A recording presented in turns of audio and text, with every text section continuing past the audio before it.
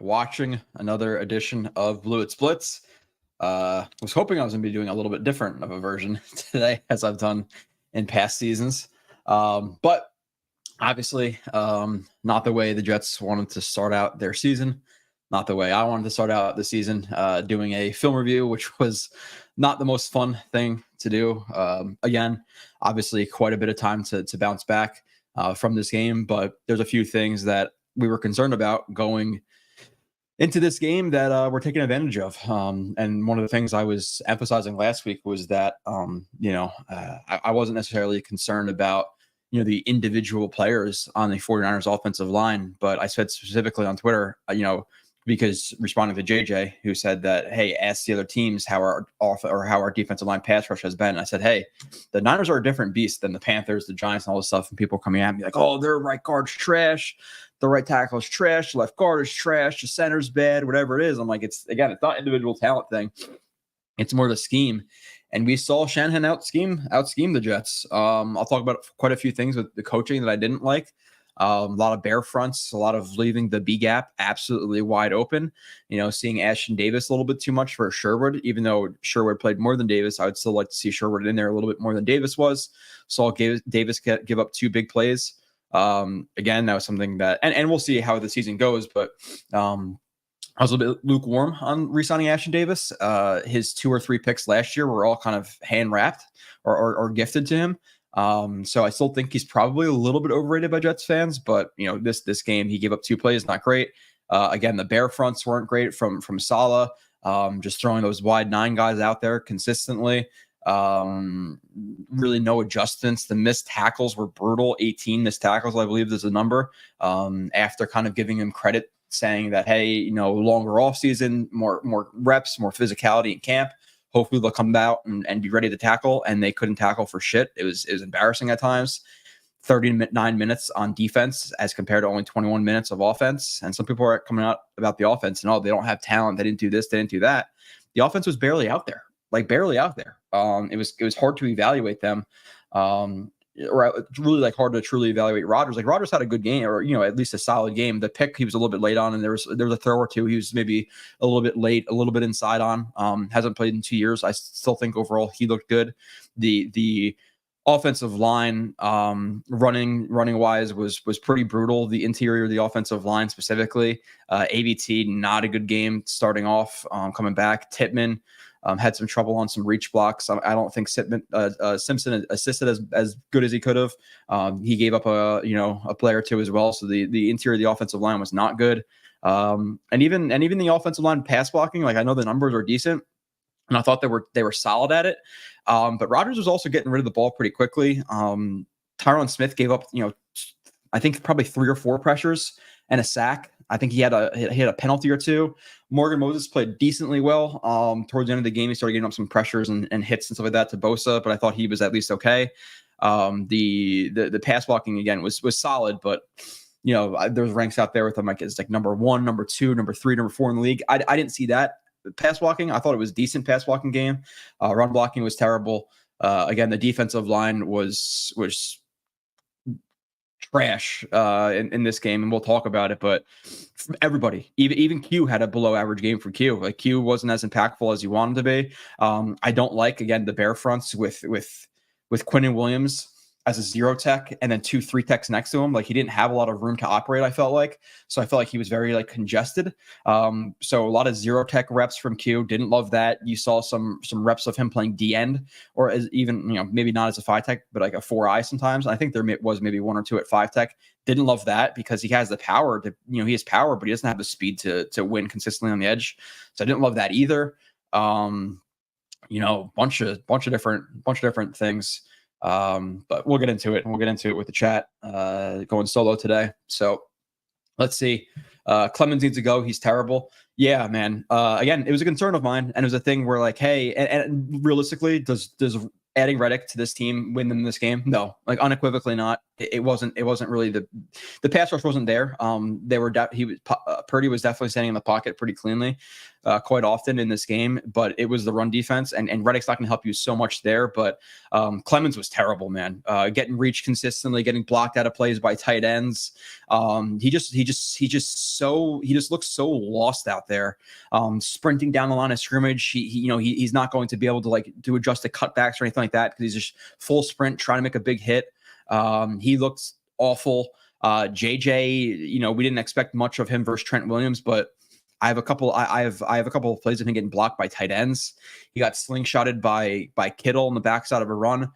There was one play where he was somewhere in the interior and the left guard pulled and completely planted JJ on his ass. JJ didn't look great. Will McDonald didn't look great. Q didn't look great. Kinlaw looked awful. He had a play or two, but again, this was something. And again, like Jets fans tend to be positive and all this stuff. And again, and I think this team is still great.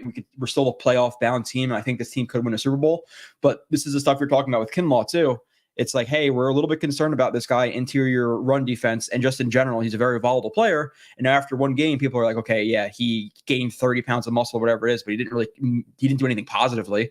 He had a bad game overall, and we were concerned about it. And another thing we were concerned about, and specifically on this channel, was like, the backup defensive tackles, they can't stop the run. Like, we don't have guys to stop the run as of right now, specifically with Fotu out. And I still don't think Fotu is even that great at it. He'll be a slight upgrade to what they had, but he's not Al Woods. He's not Mike Pennell, Snacks Harrison, Chris Jenkins. And obviously I'm putting Mike Pennell in quite the category, right? But, I don't think he's going to help out like so much, but behind our starting D tackles of Kinlaw and Q, it's Leonard Taylor, who was inactive for this game, which whatever, I would prefer to see him in the game over McGregor. But nonetheless, it's Solomon Thomas too. And Solomon Thomas is yoked up, but he's 295, 300 pounds. He's not a run stuffing type of guy. And the Jets got abused in the ground game this game. I'm going to do the film review tomorrow. I'm a little bit concerned about like the defense in the run game, and we've talked about that quite a bit throughout this off season. They're playing a offensive line next week with Callahan as the offensive line coach, and I know the Titans struggled last week in the pass game, but I don't think they struggled in the run game unless I'm mistaken. So you're going to have a smart offensive line coach with some talent on the offensive line. They're not completely devoid of talent. They have some talent there. And they're going to see what the Niners did to the Jets, and they're going to try to do the same exact thing with the Titans. So they better adjust pretty quickly. And then same thing with the Titans run defense. Like, yeah, not the most talent in the world on defense, but they got Jeffrey Simmons and they got some players up front where I don't think they're a terrible run defense. Again, unless I'm mistaken, there's some numbers out there, all this stuff. Even though all these sites, man, like I think ESPN Stats and Info or ESPN put out a stat this week that the Jets were like one of the better run defenses in the NFL this week, and Clemens had a good game. And it's like, that tells you all you need to know about these fucking stats. And it's what it's what 95% of people base their arguments on is, oh, well, ESPN this, PFF that. It's like, just realize that ESPN said Michael Clemens was good this game. And the Jets run defense was, I'm not sure if it was 8, 9, 10, whatever it was, but it was somewhere in the upper half. Did you watch this game and say, yeah, the Jets run defense was good?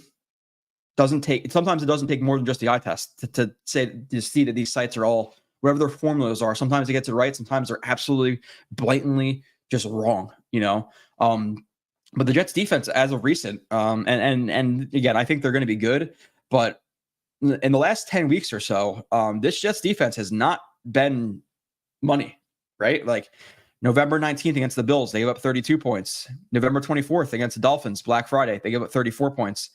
2 good games against the Falcons and Texans. Awesome. Dolphins, 30 points. Commanders, 28 points. Browns, 37 points. They gave up 3 points to the Pats. They're terrible, but now 32 points. I'm a little bit concerned. And again, it's just week 1. They could turn it around, but the last 7 of 10 weeks or whatever it's been, the Jets have given up some points. So they need to turn it around on defense. They do. And a lot of that's going to come from the run defense, because if you're just going to let teams consistently get into 2nd and 5, 2nd and 4, 2nd and 3s, it's going to be tough. We don't like what they did on the defensive line in terms of getting rid of JFM, getting rid of Huff, and now you don't have Reddick. And we don't like what they did on the interior of the defensive line. We've stated it many times. Kinlaw for Jefferson, I think that's a downgrade for twice the money. And Woods versus Fotu, I think it's a downgrade. I'm not saying you can get Woods in here because Woods is most likely retired, just didn't officially do it yet. But they need to figure something out with that defensive line because this game was embarrassing. You're talking about, the hype and the anticipation of us watching this team really compete for something for a year and a half now, 2 years. We've been kind of waiting for this type of game. Obviously, last year lasted four plays. I'm not counting it. And you're talking about, what was it, 32 to 13 game at some point, 23-7. It's like the first quarter was entertaining, but by the end of the first half, you're like, yeah, I kind of know where this is going. It's not great right now. We have Rodgers and stuff, but woof. They're like the Jets completed. I think I don't know what the exact stat was, but they completed a pass like sometime in the first quarter, and then the next completed pass went all the way to like 7 minutes in the third quarter. Like they went like a quarter and a half without completing a pass to the Jets because the Niners had the ball for 39 minutes because they could not stop the run. Could not. I don't know what Jordan Mason's numbers were. 22 carries, 160 yards, whatever it was. He had like 6-point-something yards per rush or high fives, whatever it was. It was embarrassing. Again, I don't really care about the stats. We know that we watched it and it was grotesque. So I'm going to say hello to some people in the chat. I'm sure we'll get through the game. Again, I'm doing the film review tomorrow. I'm going to tend to do the film reviews before the streams, but just based on the schedule tomorrow, I'm going to have to kind of record the hour and a half or so show into probably like 2 or 3 segments just because of childcare issues. But yeah, not fun. Eagle thing, I was concerned about coaching before the season started. Now I'm seriously concerned. I did not like the Jets' approach to this screen. They treated like preseason. They didn't make adjustments. Again, not ideal. I don't like that they can sit like the B gap was just open all the time, and the Niners just use the Jets' movement against them. If the Jets were slanting a certain way, the Niners would just go exactly opposite.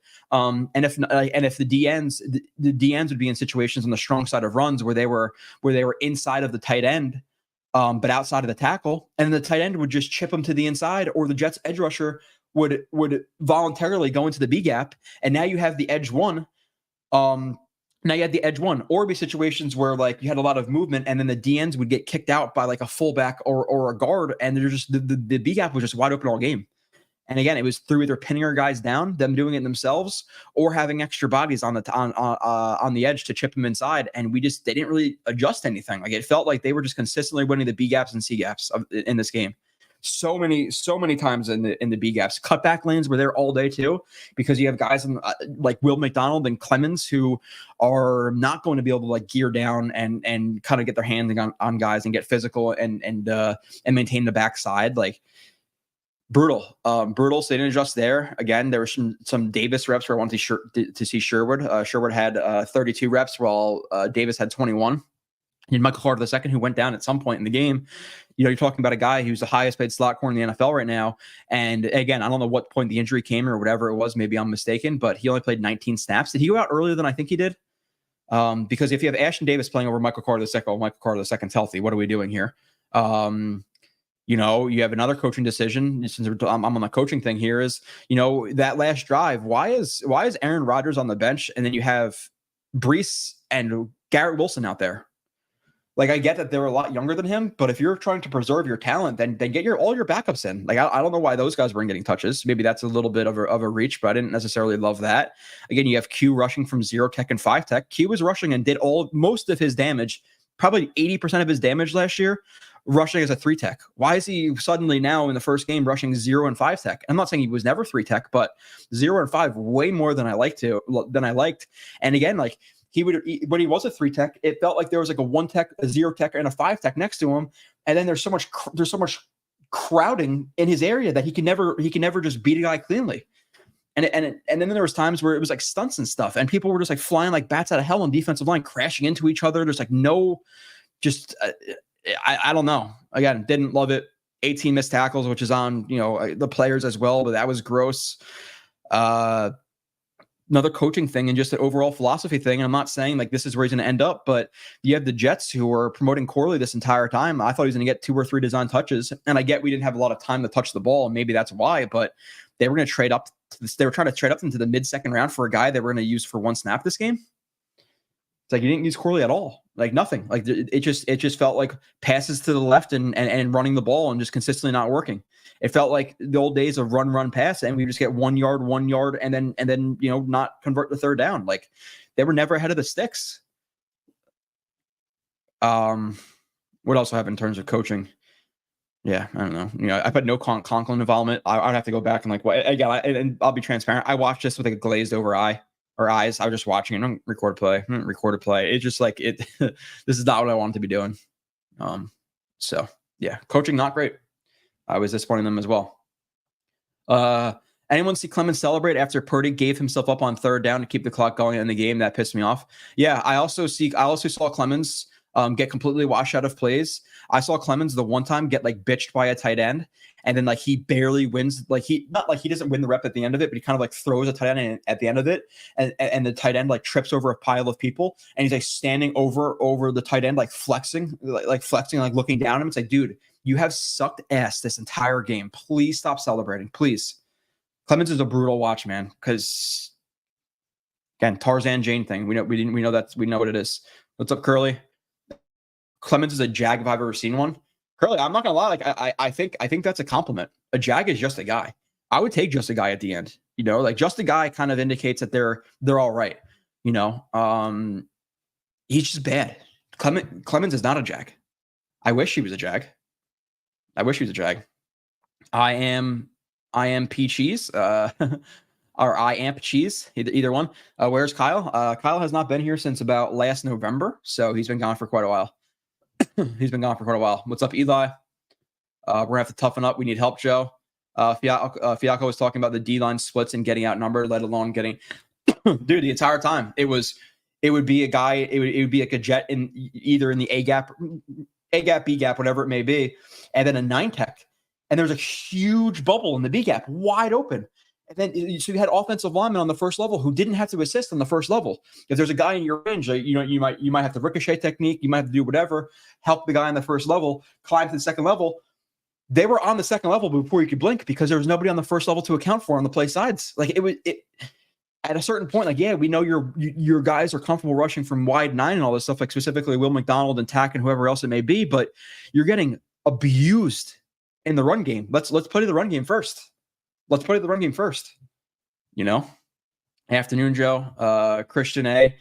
Pass rush was atrocious. And again, and this is going to be more negative show, right? So I'm going to bring up more of the negative things, but this is something else that we've been bringing up a lot was, hey, and I didn't expect JJ to win versus Trent Williams, but I said it last year. A lot of JJ sacks, 7.5 of them were based on effort, and 1 or 2 of them, or maybe even 3 of them, were based on pure scheme. The sack against Josh Allen, he stepped up into it, and it was a stunt, and he was just there at the perfect time.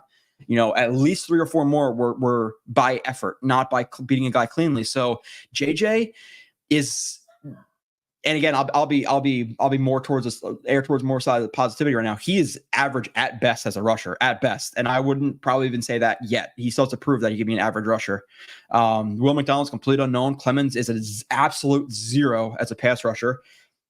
Tack McKinley and all those guys did it versus third stringers. Like they have to do it in the games. Like the Jets defensive line went from having one of the better rusher, and again, people will go against Huff. Oh, we had a bad game in his first game. Okay, fine. But we know what he did for us. He was consistently pressuring the quarterback. He had 10 plus sacks last year. You don't have that, and you don't have a very good edge defender in JFM. And then you lost Quinn Jefferson, who was a top 3 or 4 pressure sack guy on your team. And then you lost your best run stuffer. So the defensive line went from being a really big strength to a huge question mark. I like Quentin Jefferson next ball. Again, let's if we're going more towards the sides of negativity, Kinlaw could be at best an average, not at best, but like an average-ish starter, maybe below average. Like there's a world where he's below average. And then we know we don't have to talk about the interior guys. JJ could just be an average rusher and a good edge defender. And even this game, he wasn't a good edge defender. But then Will McDonald, complete question mark. Everything else, complete question mark. Like this defensive line went from being a true strength with Q, Quentin Jefferson, Al Woods, JFM, Huff last year to now relying on JJ and Clemens being your starting 2 guys with McDonald as a backup. Like the DN spot, you lost a lot with JFM and Huff. And now that Reddick's not here, you're going to feel it. Now, hopefully don't have to worry about it so much because you're playing the Titans, who the Jets should beat. If they don't watch out, we're gonna have a problem. Jets Nation's gonna start to fall apart if we go 0-2 and we're losing to the Titans on the road. But yeah, the Titans you should beat, the Vikings, the Pats, all these teams you should beat. So hopefully they kind of get their head out of their ass. But the pass rush was non-existent, and it's a concern. And it was a concern the entire offseason. I know we want to err towards the side of positivity, but if you really look at it, break it down, it's not. We don't have a bunch of proven pass rushers right now. You got Q, and that's it. Yeah, we will err more towards the side of positivity because we're Jets fans. But if you were not a Jets fan and you looked at let's just say JJ, and he had 5 sacks and then 7.5 sacks, I don't think we'd be like, oh my God, we have to be so concerned about this guy. Like, yeah, he's a solid player here, but there's Jets fans who kind of they put him on the levels of Breece Hall and Garrett Wilson's and all this stuff, and he's not there yet. He's a good player, but as a pass rusher, questions remain. And then even those guys. Again, we'll talk about the offense, and we'll talk about a lot through the show. I'm just kind of going on my not rant here or whatever, but just kind of a lot of things going through my mind. But let's be honest here too. Did Breece Hall and Garrett Wilson, did they have games that you'd expect from Breece Hall? We consider a top 3 running back, and Garrett Wilson a top 10 receiver, a guy who could fight for top 5. Breece fumbled the ball. Breece also dropped the check down. Offensive line didn't give him too much, but you don't want to see a fumble. You don't want to see a drop check down. That's for sure. Garrett Wilson, he had the nice catch on the slot fade there, but he also had the illegal touching because he ran out of bounds. And then he also had the play where he didn't toe tap. You want more from a top 10 guy. And again, I'm not saying they had a lot of opportunities, but they had, 4 blunders between the two of them. Again, you can't run out of bounds before you catch the ball. Flag, Tyrod Taylor, illegal touching. And then you got to toe tap there. He didn't. I don't think the Jets converted it.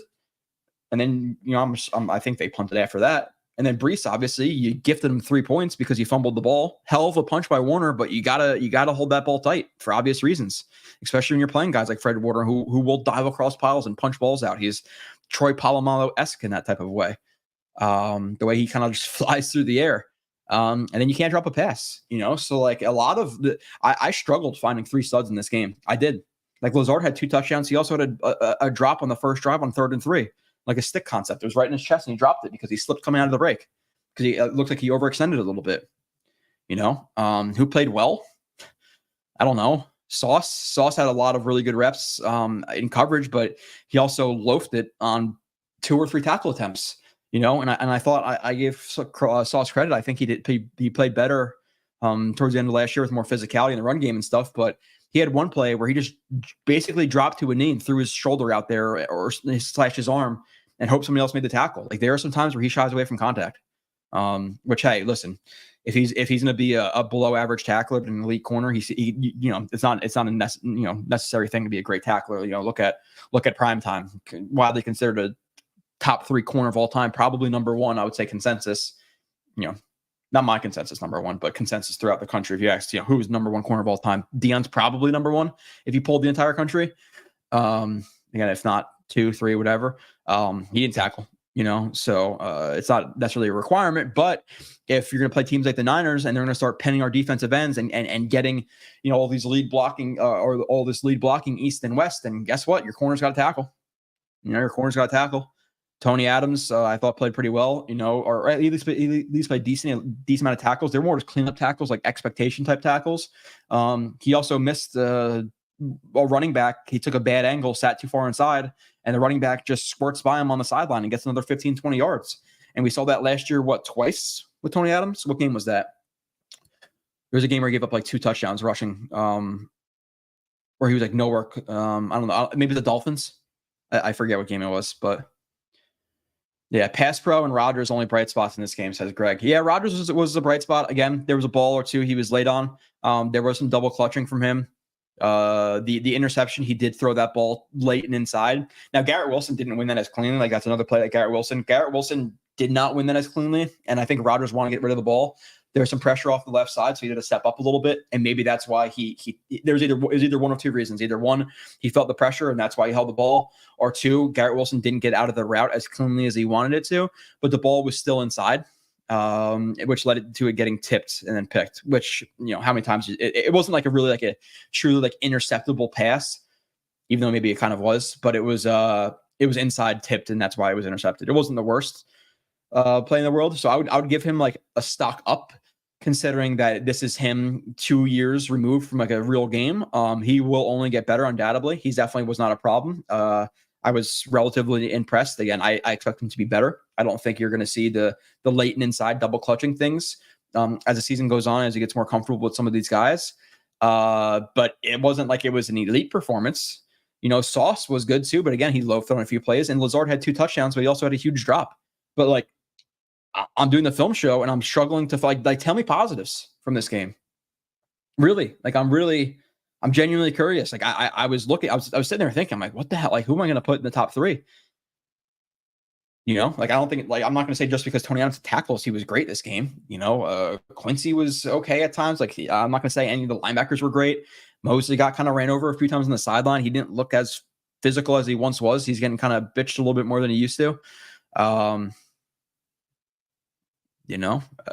Chuck Clark gave up a play. I think he was okay in the box, but I don't know.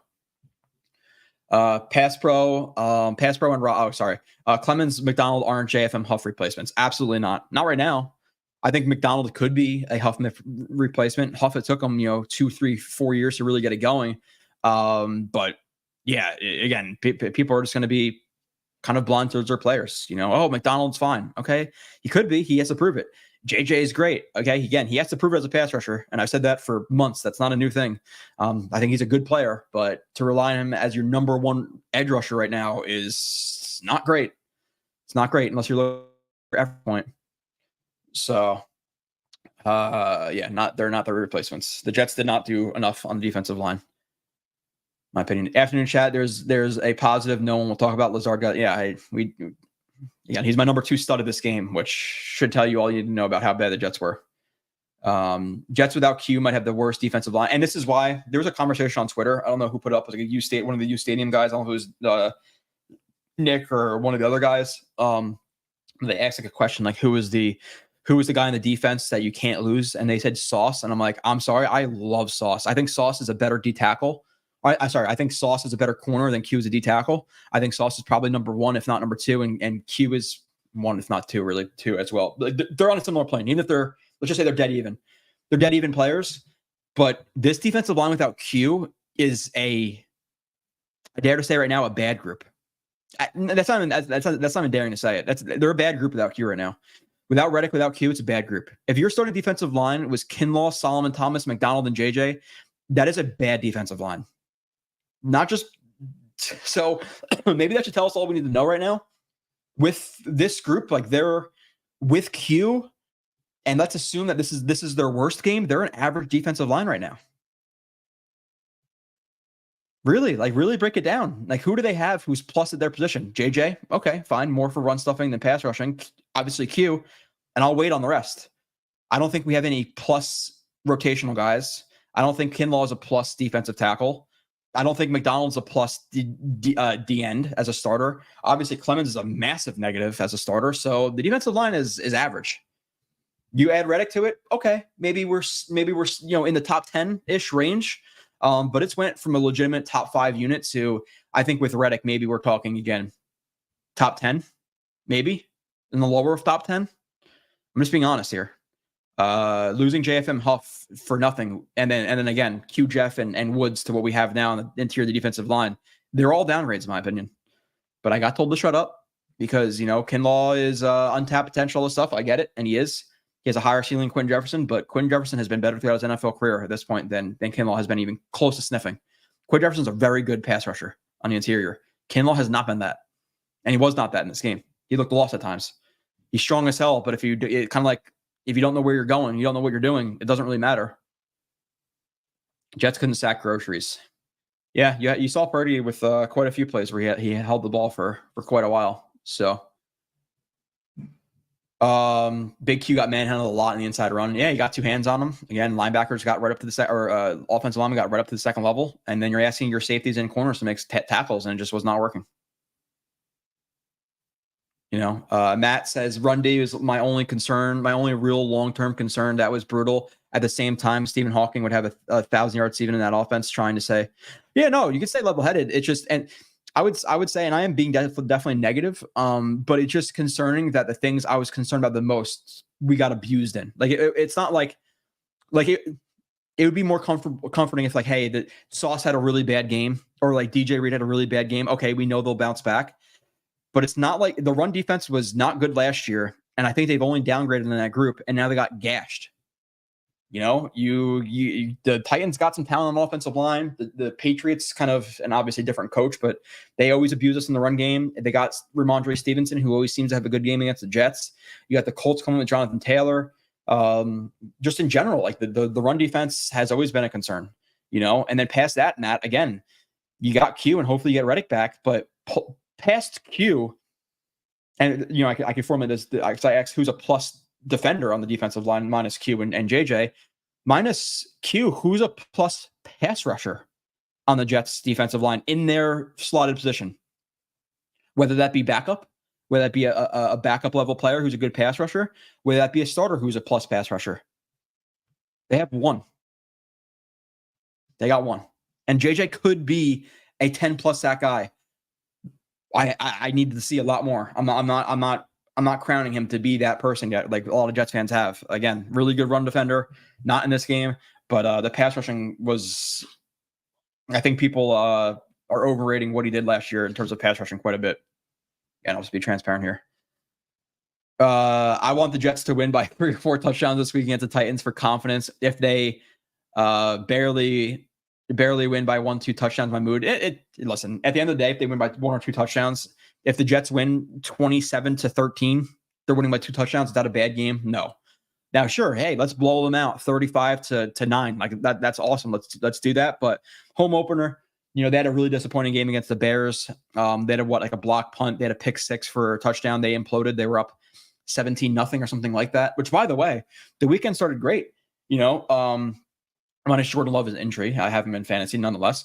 You know, you have the Bills who are down 17-0 on the Cardinals or something like that. I think the Dolphins were down 17-3 against the Jaguars. And then the Pats were playing the Bengals. You assume that was a loss. And they're all 1-0, and we're 0-1. We're 4th place, which again, it's one game. But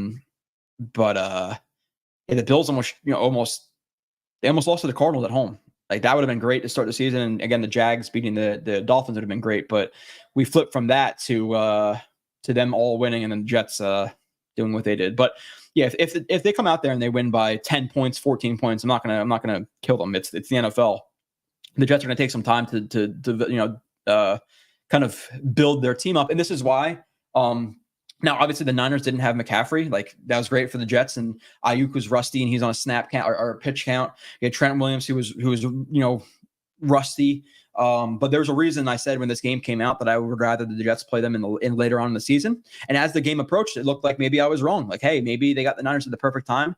But I was pretty consistent in saying that I'd rather play the Niners when the Jets are they're rounded out. Rodgers knows Wilson well. The offensive line is gelling, all this stuff. Because the Jets are undoubtedly going to be a better team in week 17, week 18, hopefully week 21, week 20, than they are going to be in week 1. And that's why I said I wanted them to play the Niners late when the Jets actually rounded into form. And maybe we saw why. Even though Nani put the numbers out there, and again, just playing into our confidence level, maybe our unfound confidence level. Yeah. Before the game, it's like, hey, the Niners start off pretty bad. They're kind of a 500 team the first 8 weeks of the season. They got some rust, Super Bowl hangover, all this stuff. But I didn't expect it to be 32-13, kind of waiting for the clock to tick down. Like we got blown out. Like it's 13 points. The Jets got blown out in the first game. Not ideal. But just win. I'd agree with you. Yeah, I don't want to be a nail-biting game against the Titans. Win comfortably, but I think you can win comfortably at 10, 13 points, Rich, what is up? How are you? Linebackers did a terrible job. Listen, it's not easy for linebackers when the running back, you have a lot of misdirection, and then you have a 300-pound guy breathing down your neck before you can even diagnose where the run is coming. Because at that point, when he's kind of on you, you have to declare. it's hard for linebackers to stack and shed, offensive linemen. Now they can. Quincy can. Mosley is a relatively strong guy as well, so you can stack and shed. But typically you're going to see guys kind of just shoot their shot left or right. But when the offensive lineman's on them in half a second, you shoot your shot left or right. You shoot left, you shoot left, they go right. It looks like a bad decision, but they're kind of forced into early decisions. They couldn't really just sit there and let the play out because the offensive line was on them so quick. Thomas says we got effed on both sides of the ball, couldn't run it, couldn't stop it either, allowing them to never even get out of second gear. Now the thing I will say is the run offense I'm a little bit less concerned about because I do think they have talent there, right? Like Tyron Smith's a good player. John Simpson is a fine player. I like Tippmann. I like Morgan Moses. ABT is a concern at this point just because, hey, listen, he's had 2 season-ending injuries, didn't start off great. So ABT is quite a big X factor. I still think he could be a good player. Will he ever be the same player without the injuries or with the injuries? I don't know. But first game didn't start off so hot. But again, you're talking about a guy who's played 11, 12 games in 2 years. So he's going to probably be relatively rusty as well. The offensive line will gel and the running game will look better, right? Like no matter what, Thomas, because at the end of the day, you have Breece Hall who had all these all-purpose, top 5 in all-purpose yards, whatever it was last year. You saw him rushing for 160 yards, 180 yards against the Pats. We're talking about 13 different offensive line combinations and one of the worst offensive lines in the entire NFL. There's no way that this offensive line is going to be the worst in the NFL. If they're healthy, they're at worse than average group. At the worst than average group. So the running game will bounce back. I'm not so concerned about that. I'm not concerned about the running game. I think Rodgers will be fine. I think Lazard could be that 3 or 4. I want to see Corley more involved. Like I'm not so concerned about the offense. I think this offense can put up 3-4 touchdowns a week. I do. They played one of the better defenses in the NFL week 1. That's going to change the offense. And they showed some signs even in a not good game. The defensive line, the pass rush, I am concerned about. I am. That's a legitimate concern. It's 1 week. I'm not going to bug out, but if you're being honest about the talent there, again, I think they have 1+ rusher. That's Q. So how great is a pass rusher going to be, especially with a team who kind of just line up and do your thing? There's not a lot of stunts. It's very vanilla. You're asking guys to just straight up win one-on-one, and I think everybody but Q kind of needs some help winning. And then you're really lighting the pants at defensive tackle in terms of stopping that run. And Clemens is an absolute nothing, and he's starting for you right now. So, yeah. Peter Yeti says it didn't look like the Niners did anything that exotic in the run game. It looked simple. That's not good. Well, no, there was some eye candy. You had Juszczyk pulling and cutting guys off. You had Kittle. They did a really good job of like pinning the interior and kicking out the E-maul and just running up the B gap. Or again, even the E-maul, which is the end man on the line. Sorry, is like the D end. They really like either pinned him inside or just kicked him out really, really well. Like the DNs got moved in this game, like moved. The defense is so overrated. Yeah, they may have an issue being a top 3 to 5 defense if they can't stop the run. They can't get a pass rush. Like that's huge. I still think you have Pro Bowl. You have like an all pro level linebacker and a Pro Bowl level linebacker. I don't think Mosley's a all pro type guy still. I think he's maybe a Pro Bowl guy, however you quantify that. You still have a ton of talent on the second level, the back 7. The front 4 is a concern. And you need to stop the run. You need to pass rush. Like when it starts getting freaking chilly out and it's January, like you got to play some physical football in the playoffs and all that stuff. And the Jets, against guys, it's not even talent. It's not like the Niners have the Cowboys offensive line of a few years ago. You have Zach Martin out there and all these guys, Tyron Smith and whoever else they had in those years, Travis Frederick. The Niners offensive line, again, scheme-wise, yeah, they got us, but like their left guard through right tackle is not good. So now what happens if you get a smart coach who also has a good offensive line? The Chiefs' offensive line has improved in recent years. Like, what is Andy Reid going to do? You think that they're going to attack the Jets defense the same exact way the Niners just did? The Jets got to kick the bear fronts. I don't like Q as a zero tech with 2 guys, in the B gaps. You can only win one way. I just don't really like that. Again, I felt Q was very crowded in this game. He just didn't really have a chance to win. And even when he did, I don't think Q played great. The whole defensive line, the whole defense in general just didn't look about it. Like Sauce, yeah, he had some lockdown coverage reps, but you're talking about him throwing arm tackles out there, dropping his knees and throwing his arm out there. It was not pretty. So need a real OC. Again, I'm not concerned about the offense right now. Rich, I know this is a lame thing to say, but I do think we can trust the coaching staff to turn the defense around. It's clear Rodgers is going to make this offense above average once rolling. So like, yes, Rich, but at the same time, I do think that's a little bit like not appeal to authority, but I think you're being a little bit green glasses there because the Jets have struggled against the run game for over a year now. This is not a brand new thing. So if they could have turned it around last season, why didn't they? So they didn't turn around the run defense last year, and that was with more talent. And now you lose talent. How are they gonna clean up the run defense? I'm honestly not sure. And then again, pass rushing. I don't know, man. There's going to suddenly make McDonald and Clemens good players, I guess, pass rushers. And I'm not saying Clemens is not a good. I think McDonald could be a good rusher, but you're asking a lot from where these players are now to being what we were a year or two ago on the defensive line. 8 straight scoring drives from the Niners at one point as well. Yeah. Mostly field goals in this game. They only scored one touchdown? Was it one? You also had Ayuk who had a drop touchdown. Was it only one touchdown? Who scored it was a rushing touchdown from Mason? Or was it 2 rushing touchdowns and a bunch of field goals? They scored 31, so 17, 14. I forget if it was 1 or 2 touchdowns nonetheless. Took it easy on the Jets. About to head off to work, but man, that was depressing to watch. Yeah, it was not fun, man. Again, really excited, high-fiving. I went to my buddy's house. We had the Jets bus out and his in front of his house. We're grilling burgers and stuff. That's what we do for the away games. We typically bring a bus to either my buddy's house or my house, and we just kind of tailgate outside, have a couple of beers, watch it on the side of the bus. And probably my third quarter, I was like, this is just terrible, man. Like, this is not fun. They're getting gashed, just absolutely gashed the entire game. So yeah, not fun. Hopefully this week's a lot more fun. Hopefully they come out and blow out the Titans. We beat the share of the Pats. We beat the share of the Vikings. We beat up on the Broncos. We beat the Bills on Monday Night Football. Like, let's not act like we're doom and gloom. We're not a Super Bowl level team. They are, but they're a Super Bowl level team with a big concern at defensive line right now. And every team has big concerns, or every team in the NFL kind of has a weaker position group.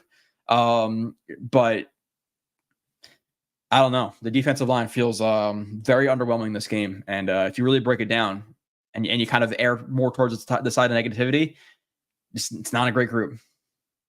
We have a big-ass 20-year-old running back. My thing is with this, Simon, is, and a lot of people say this on Twitter, whether it be Braylon Allen or Breece Hall, it's not like Breece Hall was just out there plotting and just not finding lanes. Like, the offensive line was not opening up running lanes for him. So what does Braylon Allen do differently than Breece? And another thing too that I see on Twitter in general is that Braylon Allen needs to be out there for 3rd and 1 situations when they didn't get it, even though Breece looked like he got it on broadcast. Just because you're big doesn't mean you're a great short yardage back. Just because you're a big receiver doesn't mean you're a great red zone threat. It's kind of the same thing. Braylon Allen at Wisconsin had kind of, and it seemed like he improved maybe with his decisiveness at the NFL level, at least in training camp and a little bit in the preseason. But he was a guy who was a little bit indecisive and ran kind of straight up. So I'm not going to just say Braylon Allen is some Jerome Bettis level guy that you want on 3rd and 1. Like, I don't think he's a great short yardage back because of his vision and his lack of decision making. Now, maybe he's improved that, and maybe at the NFL level they said, hey, don't hesitate, just freaking hit the hole. And on 3rd and 1 he would do that, maybe. But he's not a guy who I don't look at him and be like, oh, they need to get him on the field on short yardage situations. I don't think he's that yet. Again, just because you're big does not mean you're great at that type of stuff. Our scheme causes the D-line to be over aggressive. Yeah, that's the scheme. Again, you're going to have this scheme that you're over aggressive, but you get some big tackles for loss, you get some big sacks, and then you have the 3-4, which is a little bit more conservative. It's going to be better against stopping the run, but it's not going to be as efficient, pass rushing just 3 or 4 guys. So each scheme has their negatives. Now, obviously, if the Jets are struggling throughout the game, can they run a little bit of a hybrid? Can they get guys 2-gapping more and doing all this stuff? Yeah, maybe. But there's downsides to both. Like, if there's a situation where you're in a 3-4, we'd be saying right now, oh, Purdy had all day. We're running the 3-4. You kind of just got to overcome your weaknesses. But it was the alignments too. It's just straight up alignments that didn't work in this game. I don't know. My typing sucks. I'm laying down. I don't even know what you were typing before I go through a lot of questions. Fumble was brutal. It's not like he was holding it like it's not like he was holding it so loosely. Fred Warner had an excellent punch, but you got to squeeze it for a reason. There's many guys who are trying to punch that shit out. So our scheme encourages this D-line over aggression. It works when you have the talent. Unfortunately, D-line got much worse. Defensive line regressed this year, especially without Reddick. It regressed. And we said that. But again, people are going to be more towards they're going to err more towards the side of positivity. And I try to tell them, hey, I don't love Clemens and Fotu over Jefferson and Woods, and people jump down my throats. For the people who have been watching for a while, you comments you get, oh, you're negative. Oh, why are you shitting on Kinlaw? Like, go back and look at the Kinlaw review and look at the comments. I'm sure the people are like, oh, why are you not hyping this guy up? It's like, because I watched him in with the 49ers. He wasn't good there. I'm sorry. Again, health, Wade added. I'm not saying like, hey, write this in pen. He's a bad player, but there's a reason I questioned it. There's a reason Nani questioned it. The game one, it didn't look great. That's for sure. It's one game, right? It's one game, but Aaron made it out alive in the game, and it's only hit twice. Well, he had a sack allowed. He had thrown a screen to Breece Hall, which he had to flick it with his right hand. That he got hit, I believe. He might have got hit more than twice, maybe 3 or 4 times. The stats might say twice, but nonetheless, yeah, he looked good. Again, offensive line and pass protection I think they looked decent. I'm not going to say they look great. I think the numbers indicate that the offensive line was great in pass protection, but I think what happens with that is you're not going to account for like the time to throw. And Rodgers got rid of the ball pretty quickly. It's not like he was standing back there all day patting the ball. So the offensive line and pass protection looked good. I'm not going to say it was great though. Like, it's not like he was taking 7-step drops, rolling out of the pocket. Like, there was no bootlegs. Like, it was all pretty stationary. Like, it's fine, but I don't want to overhype the offensive line at that point either, though, because I would be lying. It's the one thing is, film, and I watched the film, and going to do a show tomorrow, and I recorded all the film right now, so I have it all in my mind. I'm going to watch it. I'm going to watch it, not lie to you. And that's popular in some times where it's like, hey, this guy is great, but there's times I shit on the Jets or shit on players that they sign and people hate it and they click off. But you're not going to get me lying. I'm not going to go out there and drop to my knees for a Zach Kuntz pick in the 7th round, and then look what he does. But people forget what people say about people. So Mosley looked horrible out there. Yeah, Mosley didn't look great. There's like no specific reps in pass protect, and even in the pass defense, like, they were spot dropping some. There were some times where, like, obviously Ashton Davis blew a coverage or two. There was times where, like, there was a guy right next to Quincy gaining depth, and Quincy didn't even match him. Mosley tried to finish like 2 or 3 tackles on the running backs on the sideline, and they just shrugged him off, and he fell to the ground. Like, Mosley, I think this is probably his last year with the Jets. Now maybe if we run it back next year, Rodgers comes back and Mosley wants to come for a discounted price. I don't know exactly the contract situation going into next year, and if we can get, I think you can. Let me just see CJ Mosley's contract real quick before I talk out of my ass. But I'm pretty sure you can get out of his contract next year reasonably. So now maybe again he readjusts his contract, and hey, let's cut all that shit out there, and $10 million for 1 year. Okay, like, maybe that happens. But right now, in 2020, did they readjust his contract again? So he's a $12 million cap number next year with $16 million in dead money if they cut him. And then even the year after, it's $7 million. Okay, so maybe he is on the cap next year because he only saved $3 million and you lose 16. So, okay, he's on the team next year too. But at that point, what I would do is I would emphasize trying to re-sign Sherwood, even if you have to sign him for a little bit more than you need to. Re-sign Sherwood for a 2-year contract, and then Mosley's gone, and then you let Sherwood replace him because Mosley is slowly decreasing. He's definitely not what he was when he signed with the Jets a couple of years ago at this point. I still think he's fine. I don't think he's terrible. But nobody looked on defense. Quincy didn't make his usual plays. DJ Reed got beat a few times. Nobody looked great. Nobody. Like Saucy had good coverage reps. He had a nice pass deflection. He had a few plays where he absolutely locked down Kittle or Ayuk. But in the run game, he looked timid. And you don't want to see that. Yeah, I don't think that happened. Mosley slowed down. Yeah, he's slowed down. David Hall says Clemens should have gotten traded instead of JFM. We could have just like. Yeah, I don't know if it's Monday morning quarterbacking, but I guess it has to be. I don't know. Kinlaw is making the same as JFM right now. Would you guys rather have Kinlaw or JFM? I'd rather have JFM. You know, you have Quinn Jefferson out there making $3 million, $3.5 million. I'd much rather have JFM and Jefferson for $10 million than Fotu at $3 million and Kinlaw. That's sure. That is for damn sure. And that was something I said right from the jump. So there's zero Monday morning quarterbacking in there. Because as soon as I watch those guys, I'm like, I don't. Specifically Fotu too. Like at least Kinlaw has a ceiling. Fotu doesn't sniff Elwood's level, in my opinion, in terms of stuff in the run. He's just not as physical. He's not as strong. So no gap integrity. Yeah, defensive ends, man, they looked awful. They could not squeeze runs to the inside.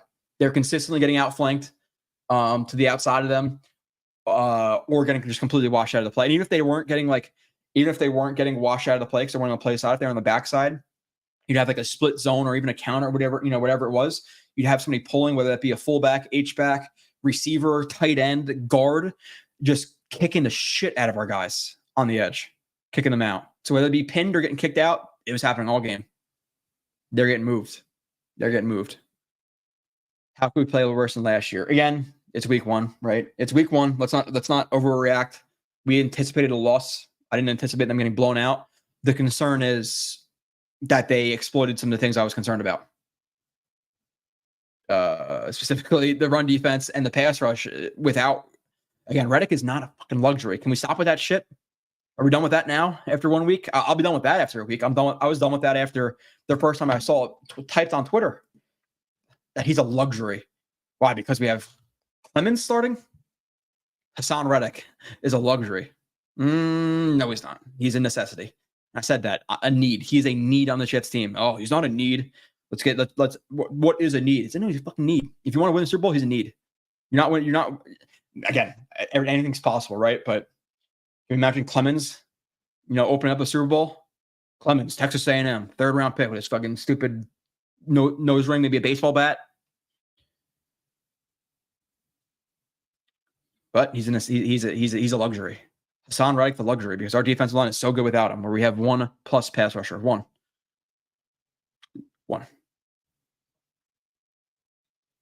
I like to point out that Joe Blewett was the first guy months ago that called out the major concerns of this run defense. Thank you.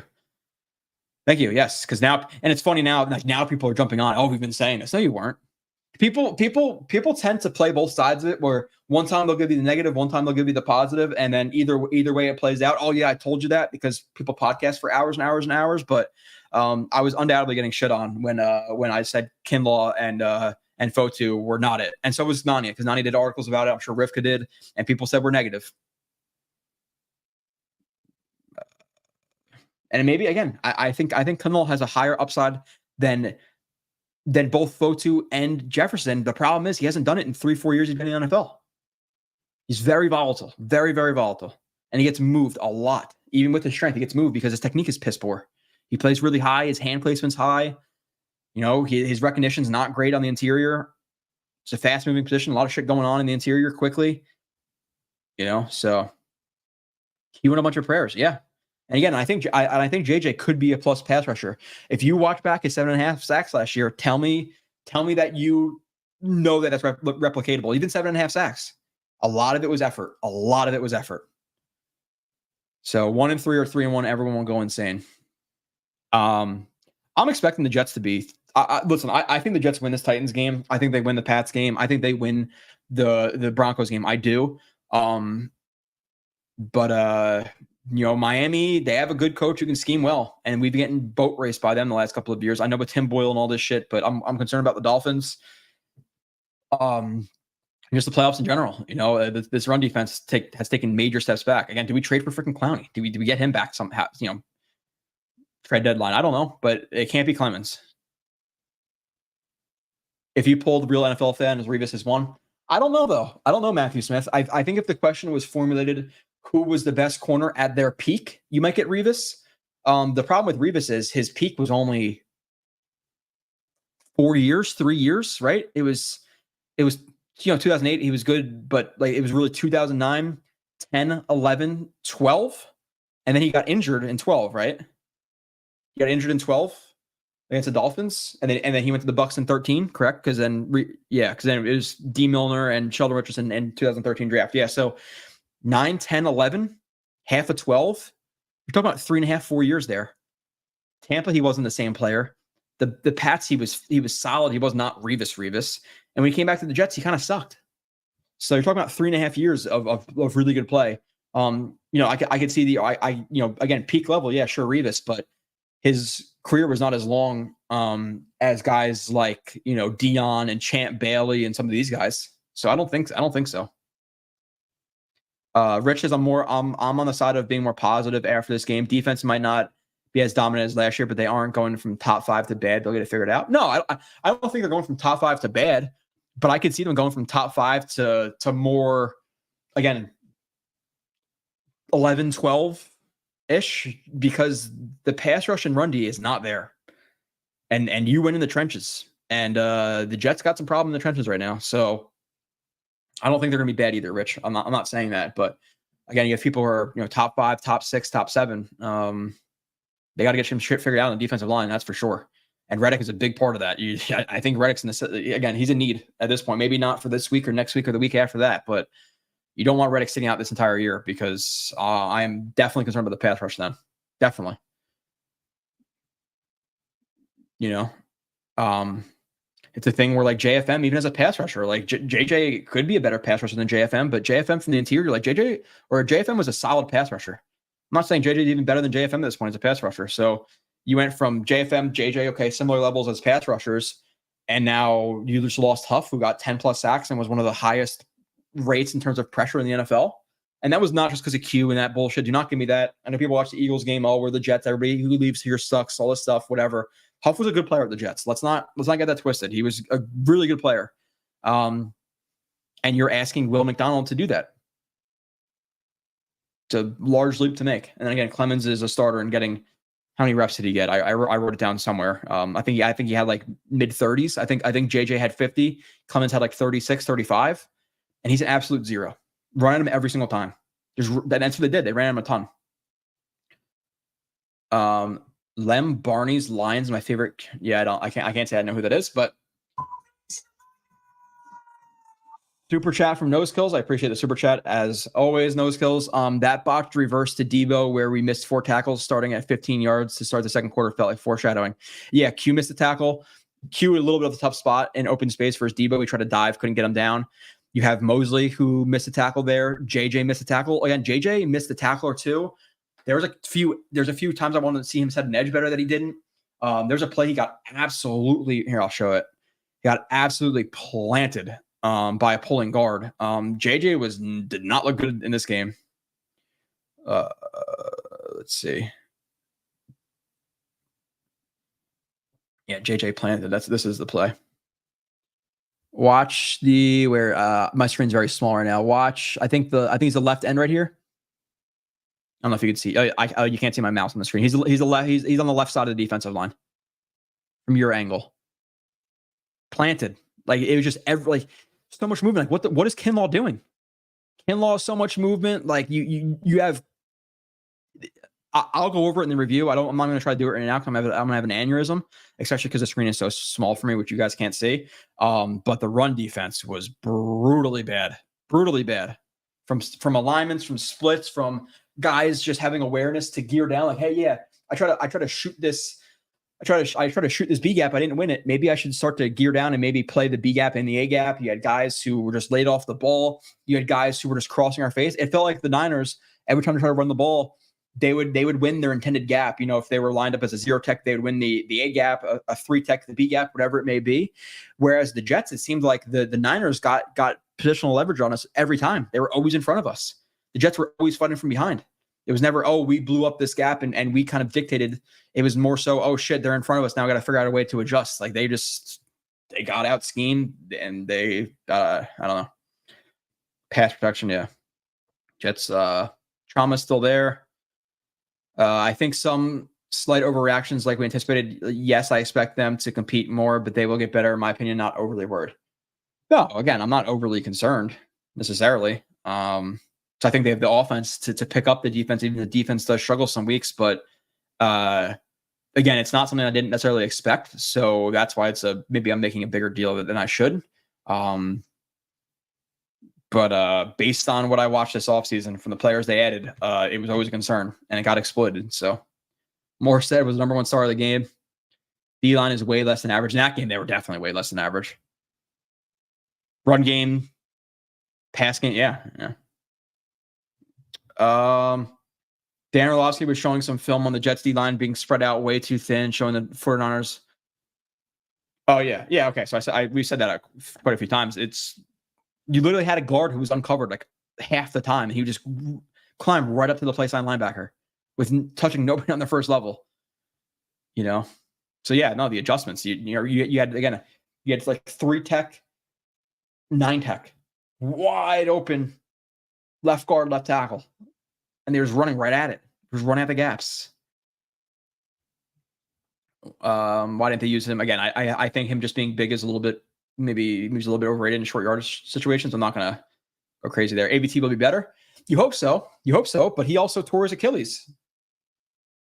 Was it his Achilles or his ACL?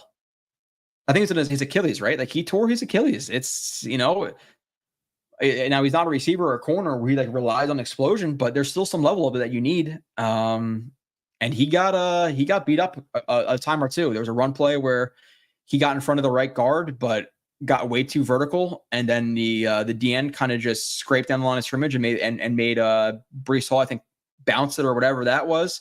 And then you had a play where he completely whiffed on the 3 tech, and the 3 tech got immediately inside. ABT did not look great. Nobody looked great. Like nobody was above expectation. Nobody. Not Tippmann. Tippmann had a few bad plays. Not Simpson. Not ABT. Not Morgan Moses, even though I think he was okay. And Tyron Smith, like, listen, he's a great player, but relative to expectations, he was not good this game. I think he was good for what we're used to at left tackle, but he allowed 3 or 4 pressures. He had a holding. He allowed a sack. He's not great, again, relative to expectations. Relative to Becton and Dwayne Brown last year, yeah, he was great. But nobody played up to their standard. Nobody. Not one player. Again, Lazard getting 2 touchdowns, fine. Again, a drop. Rodgers coming off the injury, fine, whatever. But like still, you're talking about vintage Rodgers. It was 167 yards, 1 touchdown, 1 pick. Looked fine, but not elite. And then Sauce, yeah, again, great, but run game left a lot to be desired. Like this game was not positive in any aspects. Breece had a fumble. Breece had a drop. Garrett stepping out of bounds twice, where he's not aware where the sideline is. Like not great plays by Garrett.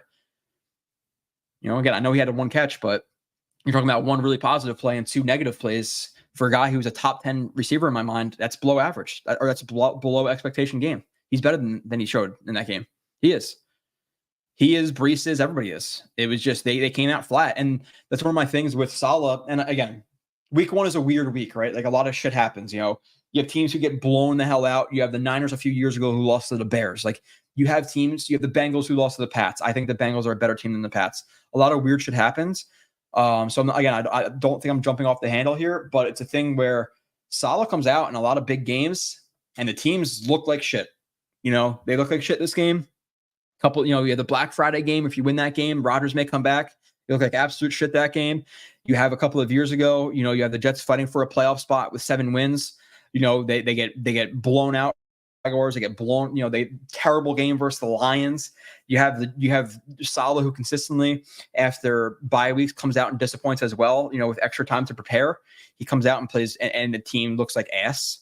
And yeah, we won the Giants game last year. That was the ugliest win I've ever seen in my life. Let's not act like we were all impressed after the Giants game.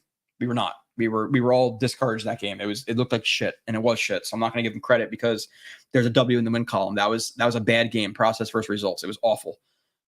So Saleh, his team comes out flat in big situations. So that needs to improve. Talking about playoff games here. If teams are preparing for the Jets, if Jim Harbaugh, I can't say his name. Jim, I'm just gonna call him Jim for now. Jim comes out, freaking, Andy Reid. These guys, coaching matters. It does. It's not all Jimmys and Joes. There is some X's and O's, that's for sure. Especially versus a team who likes to, and admittedly, they're vanilla. But hey, if they're going to continue to attack this B gap, the Jets cannot be running bear fronts with a 9-tech. Give Q some room. I don't know how many bear fronts there was. I don't chart this shit. Again, when this is my full-time job when I retire at 49, which, by the way, announcement, retirement at 49. So in 18 years, you will have a daily Blewetts Blitz show. Maybe I'll do a half an hour every day, but yeah, in 18 years, I will be full-time Jets content and streams. So remember, mark that on your calendar, 18 years from now. But yeah, I don't know. I'm going into the crazy things. The two most alarming things to me were the coach's inability to see what was happening on the field and adjust, which has pretty much always been an issue, and how not prepared we were to play regular season football. Preseason exists for a reason. Yeah. And again, we thought it was a thing where, hey, give them air towards the side of positivity. They had more snaps, all this stuff. They don't need preseason. Looks like they did. The offensive line surely did in the run game. And yeah. They just kept running the same front over and over and over again. It just did not change. Same fronts. Most of the players look shell-shocked the first time they've seen some real live contact. Yeah, let's see. Hawk, I wholeheartedly believe with every fiber of my being that this team would be better off the rest of the season if we fired Saleh today and made a run. I don't what does that change though? Really? Saleh at the minimum, I think he struggles with getting his team prepared. I think he struggles with making adjustments. Like Saleh, he puts his foot in his mouth sometimes, but at the bare minimum, his players like him. So what does Ron Middleton do? It doesn't change anything.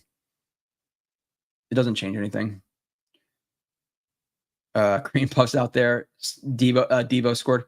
Did he? Was it a rush pass? I forget. I forget. I was actually planning on only having 4 or 5 drinks, but by the second half, I was like, okay, these 4 or 5 are turning into 10 real quick because this is just depressing. Was it a rushing touchdown? I forget. It wasn't a passing touchdown, I don't think. Okay, maybe you're right. I guess I thought last year we were fine against the run. Just thought everyone ran it. No, they really weren't though, Rich. They were not great versus the run last year. When teams wanted to run on them, they did pretty consistently. And a part of that too was quarterbacks who would run. There's a lot of times where it'd be a big third down, 3rd and 7, and the quarterback takes off. Jacoby Brissett was juking us out. No, the run defense was bad. It was not good. It was not good last year. And really, teams just had to run against us. Okay, yeah, so they'll bring in heavy personnel, 23, 32, whatever it is. But with that also being said, the Jets on a lot of those plays knew that they were running the ball, so they would stack the box as well. So it's not oh shit, they ran the ball versus, we were in dime and they were in 32 personnel and they had all these extra guys out there and we just didn't expect the run. It's no, they were getting ran on when they expected the ball to be run as well. So the run defense was not good last year. It was below average at best, if not bad. And they only lost talent there. So their run defense may be a legitimate concern. I'm talking below average, a bad run stopping group in general. And if you're going to play the Jets, hey, if you are concerned about the offense, especially if they start clicking and Breece is going off and Garrett's going off, if the Jets are going to allow 4.5 yards per carry, 5 yards per carry, guess what I'm doing as an OC? I am running it down your throat and I'm keeping Aaron Rodgers off the field the entire game. I'm going to do exactly what the Niners did. I'm going to try to keep the ball for 35 to 40 minutes a game, and you're barely going to touch the ball. And your offense is going to get cold. The Jets better do something about the run defense. Yeah. Did you see Allen? Yeah, he had 2 nice plays. He had a catch, and he had a nice run. I think both of them were 8 or 9 yards. So, yes. But with that being said, Hawk, they didn't have enough offensive plays where I think that would work. Now, if it was a situation where the Jets had the ball for 30, 35 minutes in the game and they had long sustained drives, I understand getting Allen out there and wearing them down and all that stuff. But when you barely have the ball and you're down so many points, Brees Hall is a top 3, top 5 running back in the NFL. Let's get him on the field. Like I don't think they had enough time of possession to wear them out per se. If you feel what I'm saying. Late here, as per Joe, you're streaming today. It's like, yeah, Kev, I am. Again, it's always random. They come up quick. You got to have your bell notifications on for the stream because they just come at any random times. Great Jet Shark says, any thoughts on Sauce tackling? Could that have been a reason why they sat him? So I should have paid attention to when exactly he was out. Again, I watched this with glazed eyes. I really did. Again, and that's maybe not something I should admit. I have 42, 43 plays. I watched it with like the least enthusiasm I can possibly have. So there were some things that might have slipped by, and that was one of them where I should have paid attention when Sauce went out. But yeah, possibility. Even though really I thought he on that play that was that Sluggo or Kev or whoever said it before. It was one of you guys, one of the mainstays here. We're saying that the play where Debo missed multiple or Debo was about to tackle for like negative 10 yards, and then he broke 3 or 4 tackles. Sauce threw his shoulder out there and hit him, and I think he probably got a stinger, and then was on the sideline. And they said he wasn't injured, but it's because he just had a stinger and he's waiting to come back in. I think it was more likely, probably, that he was injured and waiting to feel better than him getting benched. Because listen, at the end of the day, like, and I'll get on. I'll get pissed if I figure out he was benched, because if you're benching, and maybe it's a lack of effort thing, but like you're benching Sauce, your best player on defense, your second best player on defense, however you rank him in Q, while Clemens is out there making an ass of himself, and he doesn't get benched and he's playing 35 reps. It's like, I don't know. In my opinion, the worst part is being out coached again. Salah, Hackett, Cannon. Yeah. The offense again. They could have done more creativity, maybe again, and maybe it's a thing where Rodgers isn't comfortable rolling out yet. But like, your plan is to trade up for Corley in the second round to play in one snap, not an end around, not you're nothing. But with that being said, the offense just didn't have the ball. They didn't have the ball, so I can't kill the offense. They scored 19 points versus defense, even though 6 of them were pretty much gifted. And by the way, like people said, Tyrod came in and played well. Tyrod almost threw a pick. The defender dropped it. It was, I don't remember. I don't know if it was I think it was a smash concept, maybe cover 2. And the cloud corner, and you actually hear Sauce refer to himself as this. It's a cloud corner. It's just a curl to flat. And like a cover 2. It could be in different coverages, but cover 2 typically. There's a cloud corner, and there's nothing occupying the cloud corner into the flat. So if he's not occupied in the flat, he's going to get depth and try to get underneath the smash concept or the smash concept. Actually, maybe there was something in the flat. I forget there's something in the flat, but the cloud corner is getting depth, and Tyrod just has to fit the ball in there, and it hits the defender in both hands. Like Tyrod should have came in through a pick on his drive as well. So it's not like Tyrod played well. He almost threw a pick. I can't say that's good because he had a touchdown. Because in reality, the process there is 9 times out of 10 that's picked off. He got lucky; it was dropped. So like, I can't say he did good. He was only hit 2 times, but we also had the ball. Yeah, exactly, Curly. That's kind of what I'm saying. It's like, yeah, they didn't allow pressures and all this stuff, but we also didn't have the ball, and he got rid of the ball really quickly. So I hope they're not getting up pressures and hits if he gets rid of the ball in 2 seconds. Joe the Jet G, do we beat the Titans? I do, and if they don't, there's going to be a problem. If we can't beat the Titans and we want to be a Super Bowl level team, there's a problem. At that point, like, you better. That's like worst case scenario, right? Is like going into the Bills game. You hope it's the worst case scenario at 3-2, right? Like if they were to lose to the Titans, they unequivocally cannot lose to the Patriots, Vikings, or Broncos. 3-2 is the worst case scenario. And then we're talking about fighting for 11 wins this year. You cannot lose to the Titans. You can't get embarrassed and then go and lose to the Titans. You got to win. So yes, I do think they win. If they don't, the next stream is not going to be fun. This is already not that fun. But if they lose to that team, again, my concern is Bill Callahan's one of the better offensive line coaches of all time. They're watching the tape and he's saying, "Okay, I got some run schemes for this Jets team. Let's see if they can stop it." And they got Tony Pollard, who, Jordan Mason could be a better player than him in the long run, but at least Tony Pollard's like a somewhat proven running back. You had a rookie run 160 yards on the Jets, whatever it was. Is Bill Callahan, are they not going to try some of the same stuff as the 49ers did? So I'm concerned about the ground game in this game. I'm concerned about the ground game in every game. Any team who could really run the ball, I'm going to be concerned about the Jets potentially losing to. So, yeah, Bell rung on a Debo tackle. Yeah. I think that's what happened. I think he got a stinger. I think he probably popped his shoulder a little bit. Those hurt like a motherfucker if you haven't had one. So I could see him sit down for a couple of reps. So, which, by the way, I didn't mean to do this. I was just about to take a sip of water. People probably ask me, like, why do you have cups? But Titans Cup is kind of fitting this week. Not that I'm rooting for them, obviously. I'm rooting for the Jets to absolutely kick their asses. But okay, let's see.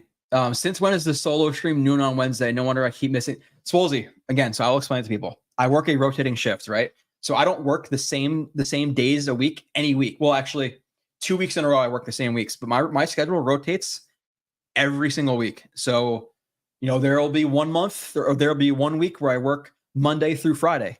Then there's a week where I have off Monday, Tuesday, Wednesday, but I work Saturday, Sunday. So my schedule is never consistent. I work from 4 p.m. to 12 midnight.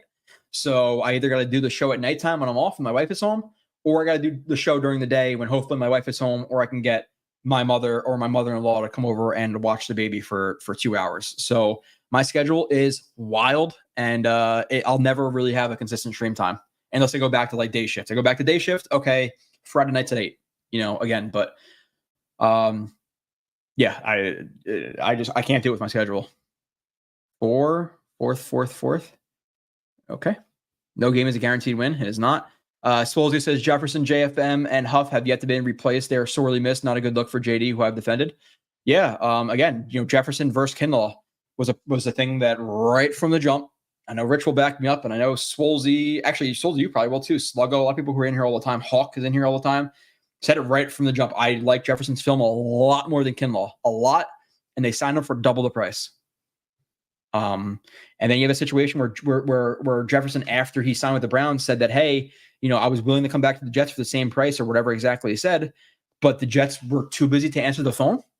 They couldn't answer the phone. Like, are we talking about like are deals now done by carrier pigeon and typewriter and faxes? Like there's not an intern or a backup GM, an assistant GM, another staffer who could say, hey, Quentin Jefferson, what is up? Hey, Joe Douglas, are we good man $3.5 million? Give him a nice little thumbs up. Okay, Q Jeff will offer you that. Like, there's no call waiting. There's nothing. Like, was it fucking emailed? Like, what?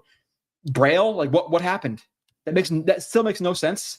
That people don't talk about a lot. How are the Jets too busy to answer the phone for Quentin Jefferson? Were they on the? Was it Wall Street? Were they on 13 different lines talking to free agents? Was Joe Douglas like taking a shit and they're like, oh, sorry, can't get back to you? Like, what happened? That Quentin Jefferson's not on the Jet anymore. It makes no sense. That makes zero sense. Why they didn't answer the phone. Now, if they answered the phone and said, no, we want to go with the higher upside guy, Kinlaw, he's younger, he's more explosive, he has a higher upside in the run game. Okay, still a mistake, but at least I understand the thinking, even though I don't agree with it. But how do you not answer the phone? Just kind of like brush over that, but it's like some of the stupidest shit I've ever heard. You're a multi-billion-dollar organization. You can't answer the phone. Okay. Does Douglas cave inside on Hassan? I don't think so. Not right now. I think if this proceeds and we struggle to see pass rush in the next 3-4 weeks, and the Jets are eking out wins or even maybe losing some of these games they should win, then yeah. But not right now. I don't see it. Yeah. Brian says defensive side. I think it's time the offense has to step up and control the football.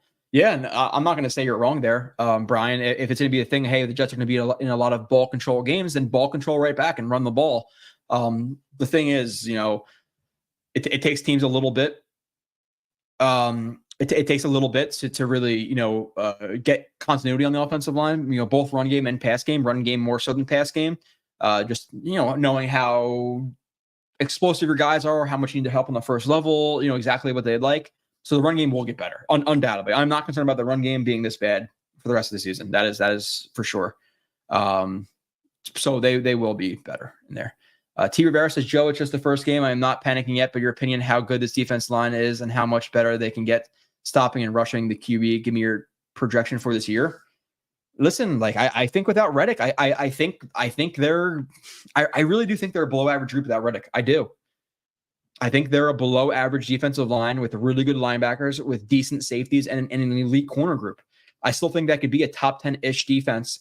But transparently, and again, this is not based off of one game. This is based on all of their film. I think they have 1+ edge rusher, or so they have 1+ pass rusher on the entire defensive line. That's Q. I think JJ could be that, but he's not proven to be a plus edge rusher yet. 7.5 sacks does not mean that, especially when you consider how he got them. And then I think you have 2+ edge, or then you have 2+ run defenders. We're talking about 10 defensive linemen. You have 1+ pass rusher in Q, and you have 2+ run defenders, one being Q, one being JJ. Everything else, every other player in either aspect is below average to bad, to straight up bad. So how can I predict, if you look at a bunch of individual guys who are average to below average at pass rushing and running the ball, to then come and round out to being a top 10 or a good defensive line? I think they're average, if not below average this year, based on the talent they have, unless they have Reddick. If they have Reddick, okay, maybe we're talking about, a solid pass rushing group, a group I still think will struggle versus the run, even with Reddick. I think with Reddick, they'll still be below average, but maybe not as bad. But I can't see them being a plus run defending group. I can't even see them being an average run defending group. I think they're going to be a below average run defense all year. I do. In games like this versus the Titans, though, like, hey, yeah, they're going to do some same stuff as the Niners. The thing with the Niners is the Niners are obviously quite a bit better on offense and passing the ball than the Titans are. Make Will Levis beat you. Stack the box with 7-8 guys and make him beat Sauce. And I know they have DeAndre Hopkins and Ridley and all this stuff. I don't care. Make them beat MC2, Sauce, and Reed. Make Will Levis do it. Do not let them run the ball on you for 4.5 yards per carry, 5 yards per carry, 5.5 yards per carry, and let them just ball control it, and leave them wide open B gap. Let's not do that again. Let's maybe change the B gap philosophy of leaving it so wide that a fucking Mack truck can drive through it. Sorry for the cursing, but what the hell is even that? Brutal. Titans are favorites. Are you kidding me? They're not favorites. The Jets are plus 3.5 or 4 points. They're not. The Titans aren't favorites, unless they've changed that line by 4 points a day. I doubt that. Last year we were a very short tackling team.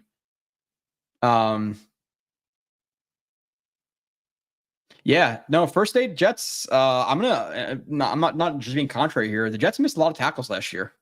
They did. Whitehead was a brutal tackler. Quincy and Mosley were fine tacklers, but the Jets were not a great tackling team. They have never been a great tackling team. The Jets missed quite a bit of tackles last year too. Unless I don't think I'm mistaken there. I don't know if you could find the numbers or somebody can, like, miss tackles by team. Let's say missed tackles by team NFL 23. Is there a way to Google that? I'm sure there is, right? Okay, Jets were middle of the pack. They were 17th in terms of missed tackles. So more middle tier. Middle tier tackles. Or is this just tackles in general? No. Missed tackles? I don't know. Yeah, middle tier. They definitely weren't a great running tackling team. Maybe okay, like the stat would indicate, but I'm not going to say like I was so comfortable with them tackling last year. Deion Sanders is the greatest cornerback of all time. To get Revis in that combo, you have to make a bunch of caveats, like in the prime as coverage. Yeah, I'm with you, Hawk. I think it's Sanders. I think it's not Crow. The Champ Bailey. If you're arguing peak, again, one player for one rep in their prime, I'm taking Revis. That's not how you judge the best of all time. It's not. Because then we start judging quarterbacks like that. I'm taking Geno Smith, 158.3 passer rating or QB rating, whatever the freaking difference is, versus the Dolphins that one game, or Geno versus the Falcons, ripping them up with Jeff Cumberland. But unfortunately for us, we judge quarterbacks off of more of a sample size and just like careers. You can't have a 3 or 3.5 year career and say you're the best of all time. Peak, yeah, sure, but length, no way. He did not have the length. In 2015, he got abused by DeAndre Hopkins. He got abused by Sammy Watkins. Champ Bailey had the slowest decline of at cornerback that I've ever seen. Yeah, I loved Champ Bailey when I was a kid. Peak versus peak. Yeah, I agree with that. Are we going to turn into no, we're not getting up 30 points per game. Listen, I still think the Jets are going to be a good defense. I still think they're going to be a defense some games. This game, you should really be allowing more than 13 to 17 points versus the Titans, and I think they'll do that quite often. But you have good teams who can scheme up a run game, and you have the threat of the pass as well. I'm a little bit concerned about the run defense. I'm a lot of bit concerned about the run defense. I'm not gonna sugarcoat that. It's gonna be a problem. Okay, let's see. Go through the chat. MC2 was rusty after receiving. He didn't play a lot. You're talking about 19 snaps. He only gave up one. He almost gave up one touchdown, but it was also you're talking about an elite throw. And like really, if you're a receiver and you could stack the corner on the opposite side of your breaks, if you're breaking right, stack them left, and you kind of do a little tiny push off at the end of the route or the top of the route break. If it's a perfect throw, it's almost impossible to beat. It really is. It's almost impossible. So I'm not going to kill him for a play that was amazing. Jermaine anticipated the cutback and got flat-footed. It happens. Yeah, no, again, I'm not saying that it doesn't happen, Hawk, if you're talking about that play I put up, but it was just overall, it was everybody. It wasn't just Clemens. We can't just blame Clemens because it was the entire defensive line was not good. The entire one. So NorCal Kevin says, say what you want about Purdy, but dude plays just super clean ball, always finds the open receiver. There are times he went through a full read, then started to read over again. Purdy's super efficient.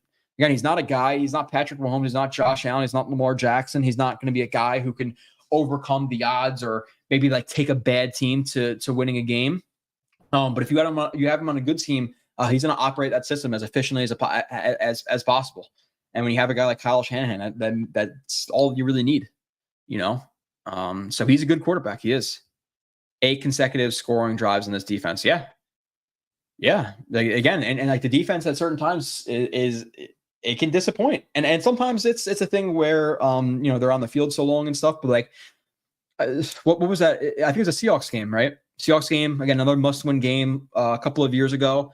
They come out and like one of the first plays is like a Kenneth Walker 50-yard rush. It's like the first play of the game, and they're like already at the Jets 30. The game just started. Like, his defense got to step up because the last, again, like 7 out of the last 10 weeks, they're allowing 25, 30 points. The sample size, if you take the second half of the season into this season, second half defense was not great. Again, 30 plus points to the Browns, 30 plus points to the Bills, 30 plus points to the Broncos or to the Dolphins both times. They got to stack a game or two of being really good again to like really instill like some legit confidence. I'm not saying they're going to be bad or anything like that, but they've been struggling as of recent. And even the Eagles game, like, oh yeah, we shut down Jalen Hurts. Jalen Hurts is not a good quarterback. 2 or 3 years ago, we were saying on the show, Kyle and I were saying it. People, top 5 at worst. Jalen Hurts is so good. And I remember turning to like Kyle, I'm like, hey, is this a safe place? Like, can I say that I think Jalen Hurts is massively overrated? Look at him. Look at him versus the Packers. Look at him versus the Jets last year with the corners we had. He sucked. He threw the ball directly to Tony Adams' chest. Again, not all picks are created equal. Jordan Whitehead was gifted 2 of the picks. Ashton Davis was gifted his 3 picks. Tony Adams was in a hook to curl, and all he was doing was dropping to his zone, and Jalen Hurts just threw it to him. It's not like he anticipated, cut a guy off, baited it. Jalen Hurts really threw the ball right to his chest. He didn't have to do anything differently. Anybody was going to make that play. And again, I like Tony Adams, but if you're defensive Tony Adams, oh, he was great last year. Look at the pick versus Jalen Hurts. You're just saying things. Like you're just saying stats. Look at the pick. Yeah, it was literally right to his like. Let's see. I probably have that play. Let's just see that play and just tell me. I'm not discrediting him. I'm just saying like people. It's just crazy. Oh yeah, here it is. Give me interception. Is it? Yeah. So he starts this playoff. I get my screen is so freaking. Actually, let me just do this real quick. I'm going to minimize this screen, pull up this screen so I can see it bigger. He's right here, right? That's him. Yeah. He's just in hook zone. He's just sitting there. It's not like he anticipated anything or jumped it. He just saw him throwing it and just like, yeah, they shut down Hurts. This is Hurts though. Like dreadful. So, I gotta pull up the other screen now. I cannot. I don't like looking at myself in a huge screen, talking to myself. Okay, maybe minimize myself a little bit. Okay, that's much more manageable from my side. It's like literally talking into the mirror if I do it the other way. The way I'm looking at my screen now, I'm like a box like this big, so it's easier. Okay. Let me see where I'm at in the chat. Sal needs to stop making excuses and has to game plan to win. Yeah, there hasn't been much of that. Like there hasn't been a situation like, yeah, Salah really schemed us up this game. Now, the thing I will say about Salah and the Jets coaching staff in general is like game plan's not good. Talent development, great. Talent development has been excellent, but game planning, not so much. Having your guys ready for big games, not so much. Adjustments, not so much. If Corley could give us an advantage in a situation, I don't care if he knows the whole route tree job is to catch the ball and run. Yeah, but it's not like, hey, run a 5-step slant like you are in a park. I give a lot of adjustments to routes and based on coverages and depth and all this stuff. So I'm not going to say like, hey, just run your route and catch the ball. It's that easy.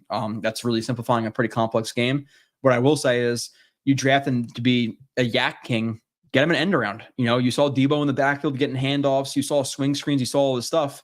Give him a design touch or two. At least I don't want to see him play for one rep as a 3rd round pick and a guy you're trying to trade up for in the 2nd round. Garrett should have toe drag, but if you watch the film, he actually get his heel down. The refs missed it. Yeah, but you need to have your whole foot in. The rule book does not read if you get your heel down first and then your toe. Like you have to get your whole foot down. You could toe tap something, but then if you're to toe tap, well, how would your heel be in front of your toe if on the sideline? But your whole foot has to be in. It can't just be heel and then the toe and then it be in. Unless I completely just do not understand the rules, but your whole foot has to be down. So if it's 1-2, it's still down. It's not. You're not in bounds. What up, Chicken Jenkins? Disappointed, but by the showing, but it's over now. Next to Tennessee, yeah. Come out and dominate them. Come out and dominate the Pats. Listen, again, like you have plenty of teams who lose week 1 and then bounce back. The Niners to the Bears. The Bills last year lost to the Zach Wilson Jets. You have teams who lose all the time on week 1, who then bounce back. Are the Pats gonna be a better team than the Bengals? Like there's so many teams who lose to start off and then come out and rip some wins. Didn't the 98 Jets, unless I'm mistaken, somebody tell me I was 5 years old, but didn't they start off like 0-2, I believe? Right? The Jets for their home opener. Was that the year where they lost to the Texans and they came back and beat the Pats? Was that 2009? With the crazy opener where we beat Brady? I think that was the year. Right? Because Rex started on the road. I believe so. And then we end up going to the playoffs and we lost to the Texans, who weren't. I don't think they were a great team in 2009. It happens. Again, my biggest concern is that, hey, a lot of the things I was concerned about kind of came to fruition in this game. So unless I was wrong all offseason and somehow adjusted, then yeah. Again, I don't think the run defense is suddenly going to be the Ravens of 2000 or the 85 Bears or anything like that. I think they could be an okay group, and that's good enough if you have talent elsewhere, and linebacker, corners making plays, all that stuff. But they're never going to be a good run defense. I severely doubt that. Kyle coming on the show, the Jets beat Tennessee, New England, and Brown. I don't think so. I don't think so. 16-1 Super Bowl win over the Niners. I'll take it, Barney. I predicted 11-6, and I did want to predict 12-5, but I predicted 11-6. I think we did an article with Rivka where she put out like a lot of like stat predictions and stuff. And I filled it out. I had to fill it out relatively quickly just because busy and stuff. But I might have put 12-5 there, but 11-6 I think was my prediction most of the offseason. If I gun to my head, that's what I would say. Because I do think the Jets are going to have a loss versus a team like the Colts or the Steelers, or a good team they're not supposed to lose against, because it happens to every team. And considering the Jets are going to have to, like, they're a new team, they're a new offense. Garrett Wilson and Aaron Rodgers can do all they want in training camp. It's different when you're actually playing. The offensive line, you have basically, you have four new starters. 3.5, I guess you can count AVT, but AVT didn't play all last year for the most part. So you have 2 out of the 5 starters returning.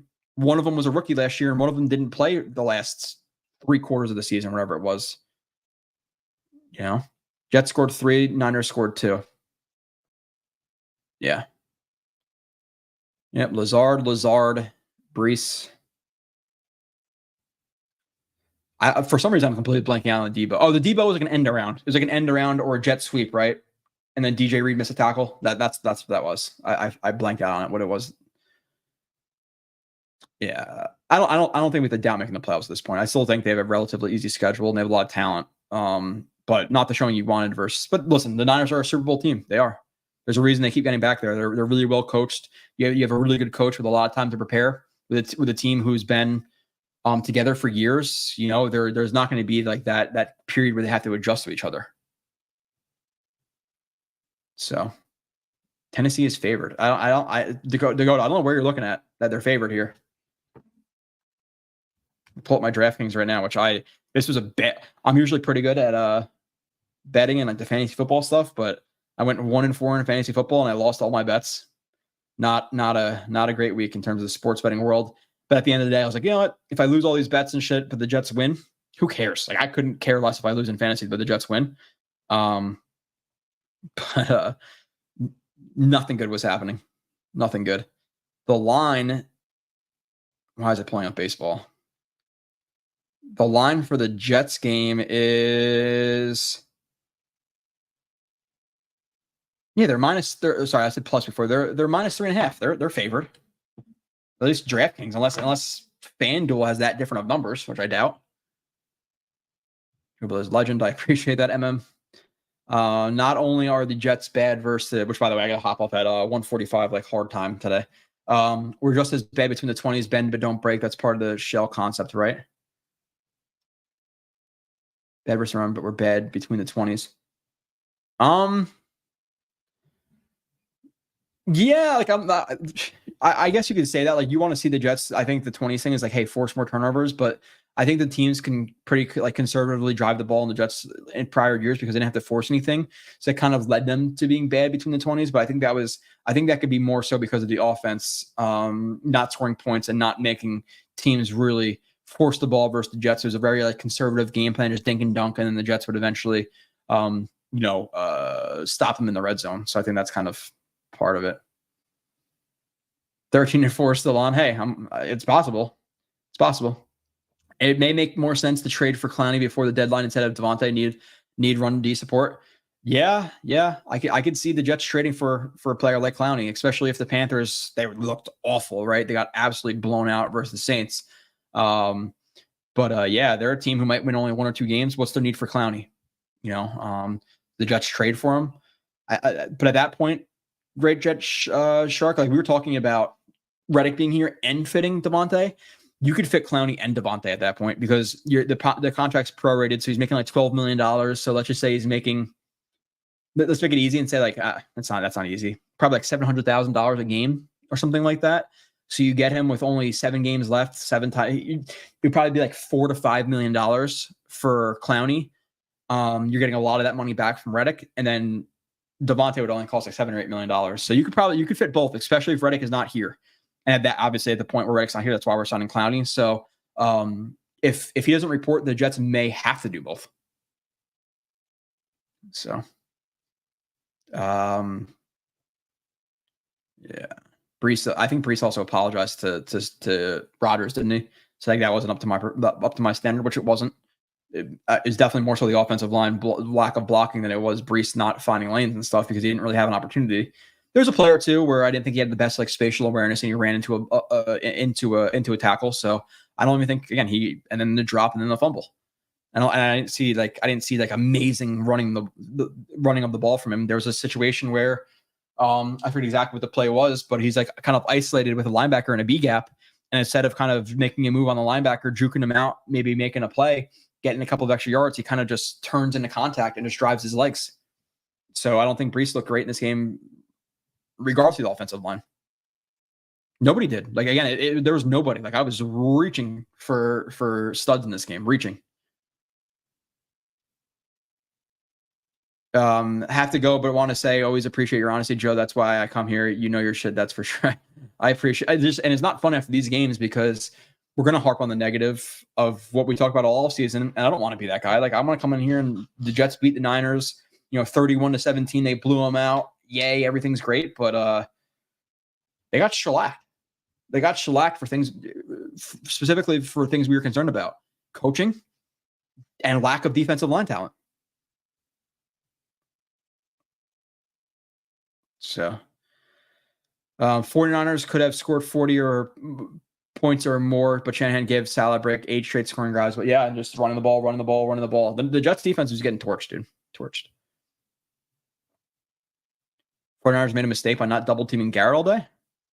I don't know. They were up 31 to 13. I'm not sure how much of a mistake they really made.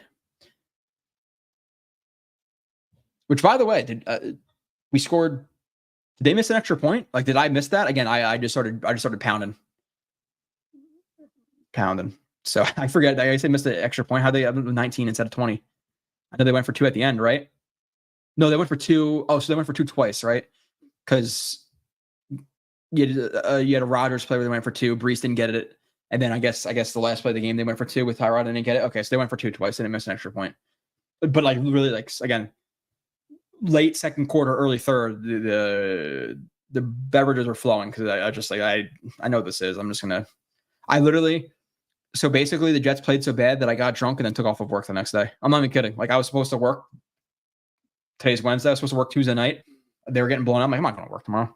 I'm going to freaking drink and then just bask in my misery tomorrow. That's exactly what I did. Watch a game, glazed over eyes, hungover. Not fun yesterday. Now I feel like bloated and shitty. Just that beat me up. I got pork roll in the morning. Like I just didn't care about anything. You know, usually I'm trying to get like egg whites, spinach shit, and just get a big fat freaking pork roll, egg and cheese with a hash brown. Joltin' Joe's the best. Thanks, Mr. Blewett. Good stuff, fella. I don't know what Joltin' Joe means. Joltin' Joe's? Okay. Yeah, I don't know. It must be an older reference. So I know you're a little bit up there. So maybe I gotta Google Joltin' Joe's, but I appreciate you nonetheless. You know that. Joe, your stream should be called Say It Ain't So, Joe. Oh yeah, here we could do this. Darkness, my old friend. Oh, another soundbite coming. We have a super chat from my good buddy Jan, who we may want to consider employing on the Jets defensive line because Jan is pushing 6'4", gotta be at least 270, 280.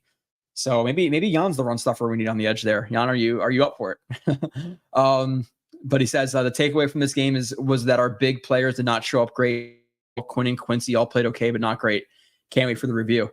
Yeah, nobody. Like literally nobody, Jan. Again, and I gave studs out, but like I'm not going to say that was vintage Aaron Rodgers. Like he was late on some stuff. It was, again, good, but not great. Sauce was great in coverage, but lacking in the run game. And Lazard had a drops. Like nobody played to their standard. Again, not Garrett, not Brees, not Tyron, not ABT, not Pittman, not Moses, not Simpson, not Brees. Nobody played up to their standard.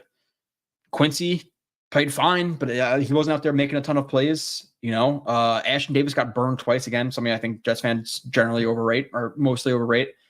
Because again, people look at numbers. Oh, he only played 45 snaps last year, but in those 45 snaps, he got 3 picks, and then failed to evaluate the picks.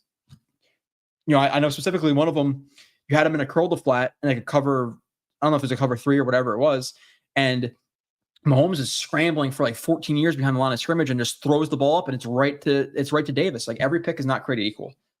He had a bad game. You know, Tony Adams was fine for the most part, but he gave up a long run because of a bad angle. Mosley got bitched a few times on the sideline. Quinnen, I thought he was in bad situations. Again, I don't want to see Quinnen as a D end. I also don't want to see Quinnen as a 0 tech. And when Quinnen is a 3 tech, let's not have a 1 tech and a 5 tech next to him. Like I feel like the entire game he was rushing from a crowded area. You need some space to win. People are bumping into each other, running around, and again, this is what Salah talks about with guys trying to make plays. That's what was happening. There was no gap discipline. There was no respect for the other player. Hey, I'm going to try to win this B gap so you win the A gap. It was guys freaking knifing from A to B to C to D to all these gaps, people flying all over the place, bodies rolling over each other, guys in the run game over pursuing, trying to make a play. Then a cut would come and the backside was wide open. The defensive line played like shit. Everybody played like shit. It's one game, but I'm not going to sugarcoat it. It was gross. It was gross. Okay. Scroll up in the chat a little bit, fly through some more questions. Again, I'm going to recap a lot of the stuff in the stream too. So there's stuff I missed. Just talking about it, like kind of like quasi ranting for 2 hours. It'll be recapped in the actual film breakdown, which I'm doing tomorrow. So it should be out either tomorrow afternoon or early. It should be out tomorrow. I don't want to put that on Friday, right? By that time, nobody cares. Nobody's gonna care anyway. But guys like Jan and guys who want to see that stuff will be there. It's just so much more fun doing a film review when the Jets win. So hopefully they blow out the Titans and I can actually have some fun. Jets better by the Titans. Last game is head. Let's not even talk about it. Let's not even do that. They're gonna win. At least Rodgers is healthy. Yes, that is for sure. Bounce back. Yep, 2 weeks. Solution: post your work schedule to catch, dude. Yeah, maybe I can. Maybe I should start telling people like, or maybe what I should do is like try to knock down a schedule with my mother and my mother-in-law and say, hey, you're gonna watch them this day, this day, this day, and then I can actually like put up a schedule and like pre-do the stream so you guys can see. But I don't work 9 to 5 Monday through Friday, so it's impossible for me to do it for the most part. And like some weeks, like this week, I got a lot of film done on Tuesday. But then there's days where my kid is screaming the entire time. He shits on the floor, pees his pants, and then gets food all over him. I got to bathe him. I can't do film because I'm taking care of a kid all day. And then I have to go to a family function and I can't do it. Like it just, there's no formula. Like I can't just follow it. Sign Calvin Johnson. MM says, no, I don't think so. Joe forgot to mention I lost 139 pounds of 6 months of dieting. Yeah, I think I saw your picture on Twitter maybe like a week or two ago, Eagle. Looks great, dude. Like really, like legit, I'm just saying that. Looks awesome. 226. You only got like 35, 40 pounds on me. So killing it. Call Steve McClendon. Yeah, I love Steve McClendon was an awesome run stuffer. Awesome. You need a guy in there who's going to hold his ground and not let a cuts backside. When you have Kinlaw, he's just so undisciplined on the backside. It just cutbacks all day versus this team. If that DN doesn't get pinned, there's on a wide open lane, just cut back because everybody's gonna be over pursuing. And the offensive line was on the linebacker so quick that if you cut back, got past the defensive line's level, good luck. And they're talking about Tony Adams and guys in the secondary making tackles on running backs. So Snead going to be on Garrett. Need another receiver to step up again. Yeah. It's that's part of the concern too. Scott is we don't have the best depth at receiver right now either. Mike Williams is I think he'll be good when he's back healthy. Mike Williams played what? I wrote it. I don't know where it is. I wrote it down somewhere. He didn't play a lot of reps. Very few reps. Maybe 9. Maybe it's like 9 or 10 or something like that. But he didn't play a lot. And past that, Corley unproven, Gibson unproven, Lazard is a jag. He's a good 4, okay, but like your 2 and 3 are completely unproven right now. When considering Mike Williams is coming back from injuries, so weren't ready to play. Yeah, it was not. I turned my own image off on Zoom's. Oh, okay, yeah, I get what you're saying. Yeah, it's a little bit hard to talk to yourself on a screen, but you get kind of used to it, especially when I'm reading the chats and stuff. I don't really notice it. I'm just trying to fly through the chats a little bit here. Rumors are Cardinals would trade a second-round pick for Reddick. Cardinals are a bottom 5 team. JD should run to the phone. If that's true, sure, do it. You dump all your salary, you reset. Then you take that second and you trade that, and I don't know. Turn that into freaking Clowney somehow. Fine. We probably traded like a 4th round pick for Clowney. We get a 2nd for Reddick. Okay. And then we lose a 3, a bunch of dancing around there at picks. But I severely doubt that would happen. Sweeney put it out this week that like, hey, if the Raiders, if the Raiders aren't doing well mid-season, would the Jets consider a Reddick for Devontae Adams trade? How does that make sense? Oh, wait, because it doesn't. If you're a struggling team who's 3-7 by the trade deadline, and you're trying to unload your old talent to then gain future capital to then build up the young talent on your team so you can be better, why are you going to trade an old player for an old player that you have to re-sign the next year? How does that make sense? The Raiders are going to they're going to trade an old player for an old player that they have to sign, or they're going to trade an old player for an old player who they're not going to sign, and they're trading, capital to then only have him for 6 games, 7 games. Like, how does that make sense? No, they would want like a pick or a young player and a pick. They're not going to want to trade an old player for an old player. It just doesn't make no sense. So I saw that on Twitter. I'm like, why would they want to do that? Yeah, I don't think the Cardinals want Reddick. Again, Harlan, it's a thing where I think that just because he's big doesn't mean he's great in short yardage situations. At Wisconsin, he wasn't great in short yardage because he's a little bit indecisive at times. And again, I don't think it's a thing where, hey, the offense is struggling, let's bring in Braylon Allen to save us. Like, I don't think that's what we're talking about. You know, Brees was, as Rivka says, running into brick walls. It's not like, oh, well, Brees is struggling out there. Get this guy and he'll be better than Brees. I think we're saying that. We're almost like, it's almost like not purposely discrediting Brees, but kind of is. It's like, we didn't have the ball a lot. You want the ball in your best playmaker's hands. You know, and again, Isaiah Davis versus Braylon Allen in college, unless something's changed, 3rd and 1 inside zone, I'm taking Isaiah Davis over Braylon Allen because of the consistency. Allen has a tendency to run high and be indecisive. Again, it seemed like it changed a little bit in the offseason, but I'm not going to say, hey, the Jets are mistaken for running a top 5 running back on 3rd and 1. You know, Ashton Davis was atrocious, missed tackle on Debo, and Juszczyk beat him by 20 yards on a long pass. Yeah, he blew that coverage. He's going to curl the flat again, and he blew it. Good play design, you know, leaking out from like the B gap, but still. Can we bring back Al Woods? I don't think they will because he is coming off of an injury and he's 37 years old. And I'm pretty sure last season he was talking about retiring. So why does he want to play this season? Lazard could step up again. Williams 4 play. Was it 4 plays? I thought it was like 9 or 10, but yeah, okay, 4. I have this. I wrote it down somewhere. 9 snaps. He played 9 snaps. I wrote down unless the site I used was wrong. I agree. See, Hackett is going to treat. Yeah. So Titans really quickly again. They have a relatively good front or offensive. Like, their offensive line has talent. I know they struggled versus the Bears, but still some talent there with a good O-line coach. Hopefully they don't bounce back this week versus the Jets and they played like they did last week versus the Bears, and they can exploit them a little bit, get a pass rush, stop the run game. Their run defense, to my knowledge, has never. They're not a good team, but I don't think their run defense is that bad. So. It'll be a little bit of a test for the Jets this game as well to see if we can run on them. You cannot lose this game, though. You can absolutely not lose this game. I'm going to err on the side of positivity. This was a super, super negative podcast, which the Jets deserve it. They played like shit. I'm going to say 27-13. 27-13. Jets win. We all get more confidence. We come back next week. We're talking some shit. We're having some fun. They come back. They smack the Pats. They smack the Broncos, and we're all in a better headspace. But not the way we wanted to start. I appreciate you guys for joining. The review will be out tomorrow. If you're a member, if you're a YouTube member, $3.99 a month, you get the entire review, which will be about an hour and a half. You also get the green headers. You get you get a bunch of like little perks. You're gonna get emojis. Subscribe to Jets X Factor. Subscribe to me on Twitter, JoRB31. I appreciate you guys, and